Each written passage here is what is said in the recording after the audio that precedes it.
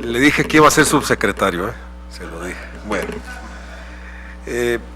nada más quisiera si me pudiera precisar el recorte al subsidio de las gasolinas para el siguiente año.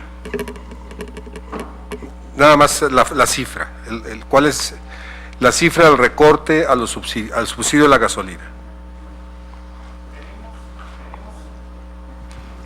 Con respecto a la ley de ingresos de la Federación del año pasado, tenemos una disminución en el subsidio de gasolinas de aproximadamente 10,000 millones de pesos. Tenemos también una disminución importante con respecto al monto que estamos esperando observar este año. Y la disminución obedece básicamente a que pues, tanto el precio como el precio del petróleo como el precio de las gasolinas que hemos observado en el año ha sido mayor que lo que originalmente estaba previsto en la ley de ingresos, y eso implica que en el observado estemos terminando de ver un apoyo a las gasolinas significativamente más alto que lo que traemos en la ley de ingresos. Bien, precisamente la cuestión que yo quería abordar era eso. El grupo parlamentario del PT está muy preocupado, obviamente por los costos de la gasolina, por cómo esto repercute en la masa popular y también de una manera directa en la inflación, en los costos de los alimentos. Escuchamos al señor secretario Videgaray hablar de la regresividad de este subsidio. Y bueno, pues yo creo que todos los impuestos al consumo, como los subsidios al mismo, en un país donde la masa popular destina entre el 18 y el 25% de su renta a pagar impuestos, pues son regresivos. Yo creo que sería cacofónico decir que tales subsidios o tales impuestos son regresivos, cuando regresivo es prácticamente toda la práctica fiscal de este país. Sí me gustaría que usted se pronunciara sobre cuál sería el impacto que los precios finales al consumidor tendría este recorte al subsidio, porque tenemos muy claro que mensualmente se están aumentando los precios de la gasolina. Teníamos por ahí alguna ilusión de que las promesas de campaña fueran realidad y se detuviera por ahí el llamado gasolinazo mensual, pero vimos con tristeza que no fue así. Entonces sí me gustaría que usted se pronunciara primero sobre cuál es el pronóstico que podríamos esperar nosotros en el precio final al consumidor sobre este recorte. Y segundo, estamos observando también que su pronóstico en el ingreso petrolero disminuye unos $15 por barril aproximadamente, lo que nos indica que hay una tendencia a que los costos del hidrocarburo disminuya, por lo menos así lo presentan en la ley de ingresos. También quisiera que se pronunciara, porque yo que sepa no es una ley así como que debe de cumplirse el que los hidrocarburos, vamos, las gasolinas y el diésel tengan que subir mensualmente. Es una facultad que una ley les da, pero no es una ley que tenga que cumplirse. Entonces sí me gustaría que se pronunciara, porque si hubiera algunos meses, un mes, 2, 4 del año, 5 quizá, que no fuera necesario aplicar ese aumento mensual, si ustedes estarían dispuestos a ese mes o esos meses exentarlo.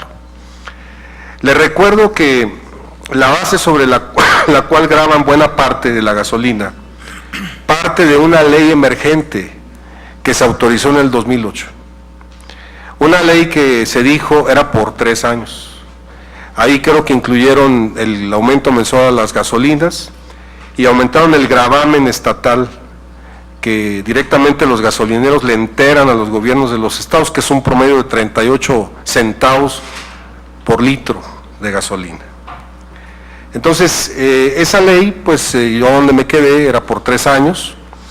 El gobierno que ya se fue la presentó hace un año en la ley de ingresos y dijo que solamente por un año, nada más uno, o sea pero aquí la pasada legislatura dijo no, pues que vaya por nuestra cuenta y que sean 3 más. Entonces, estamos grabando buena parte de este producto con una ley temporal que era de emergencia y que tiende, como todas las leyes de emergencia que benefician al ingreso del gobierno, a permanecer ahí ya como una ley establecida.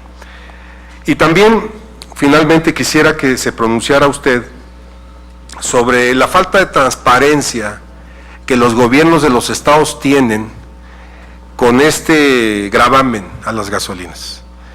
Yo me cansé de preguntar en la campaña si alguien sabía en los mítines que realizábamos, muy numerosos por cierto, en las reuniones con los servidores públicos que muchas tuvimos, les decía, explíqueme a alguien si sabe cuál es el uso que los gobiernos de los estados le dan a ese ingreso. Porque si es un impuesto especial, porque así se le denomina, creeríamos que tendría que destinarse a situaciones especiales, tales como el cuidado de la ecología, el mantenimiento de las vialidades. Sí, ya veo que no lo tienen muy claro. Sí me gustaría que se pronunciara en esos tres sentidos. Le agradezco mucho y lo felicito por su nuevo puesto. Muchísimas gracias, senador. Quisiera comenzar haciendo la siguiente reflexión. La disminución que nosotros observamos, en particular en el apoyo a las gasolinas, en el proyecto de presupuesto para el próximo año, comparado con el nivel de apoyo elevado que estamos observando este año, obedece básicamente a que el presupuesto se construye con un precio de petróleo, como usted notaba en su segundo comentario, con un precio de petróleo más bajo. ¿Qué sucede? El presupuesto se está armando con un precio de petróleo y digamos, de alguna manera sus preguntas están vinculadas ambas. El presupuesto se construye con un precio del petróleo de $84 por barril con 90 centavos. Hemos observado un precio de alrededor de $100 por barril. ¿Qué sucede? En la práctica ha aumentado el precio del petróleo y ha sido mayor el precio del petróleo internacional. Ese es el insumo básico para la producción de las gasolinas. Eso implica que el precio internacional de las gasolinas ha sido más elevado y eso es lo que ha llevado a un incremento muy significativo en el apoyo observado durante el actual ejercicio fiscal. En la medida en que para armar el presupuesto para el próximo año regresamos al precio que se deriva de la fórmula que está establecida en la Ley Federal de Presupuesto y Responsabilidad Hacendaria, y básicamente de ahí viene este precio de nuevo de $84.90 en lo propuesto, $86 en lo aprobado en la Cámara de Diputados. En la medida en que nosotros regresamos a un precio de petróleo más bajo para el armado del paquete presupuestario, entonces lo que aparece como subsidio es un monto también más bajo que lo que estamos observando durante el periodo. Si el próximo año se llegasen a materializar de nuevo precios del petróleo similares a los actuales, entonces estaríamos observando un nivel de apoyos similar al que observamos este año. Entonces, en ese sentido, eso explica por qué es que tenemos esta brecha tan importante entre el monto de apoyo que estamos observando y el monto de apoyo que viene en la propuesta. Y esa es básicamente la explicación. ¿Qué sucede? Si el precio de petróleo, si el que se está proponiendo, si es más bajo que el observado, corresponde a la fórmula que aparece en la Ley Federal de Presupuesto y Responsabilidad Hacendaria, y la lógica que subyace a esa fórmula es que dada la volatilidad que siempre observamos en el precio del petróleo y el mayor efecto negativo que tienen los recortes de gasto, se privilegia tener un precio de petróleo donde se reduzca la posibilidad de que el precio termine por abajo de ese nivel y que tengamos que empezar a hacer recortes de gasto, porque termináramos observando un escenario negativo. Entonces, en ese sentido, lo que este precio de petróleo busca y lo que la fórmula busca es evitar tener que hacer recortes de gasto durante el ejercicio presupuestario, y con eso respetar lo que fue el presupuesto aprobado por el Congreso de la Unión. Con respecto a en qué utilizan los gobiernos con respecto a su comentario de en qué utilizan los gobiernos de los estados estos recursos. Y la respuesta, y usted decía, se ve que no saben, la verdad es que no sabemos, y permítame explicarle por qué. Estos recursos son 100% participables, y todos los recursos que son 100% participables se transfieren a los estados, pero entran, digamos, pues, en una bolsa de recursos participables que incluye todas las participaciones que reciben también asociadas a pago de impuestos o a derechos petroleros. No es nada más el recurso asociado a IEPS de gasolinas estatal. Entonces, no es posible hacer una relación 1 a 1 entre, digamos, lo que se obtiene de esto y una finalidad de gasto específica. Más bien, lo que le permite a los gobiernos de los estados es contar con más recursos para realizar un cierto gasto general. Con respecto, hay dos tipos de recursos que les transfiere la Federación a los gobiernos locales principalmente. Unos son participaciones y otras son aportaciones.